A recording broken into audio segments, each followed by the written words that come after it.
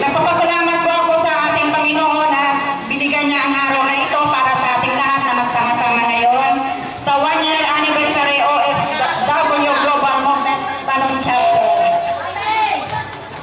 Hallelujah! Amen!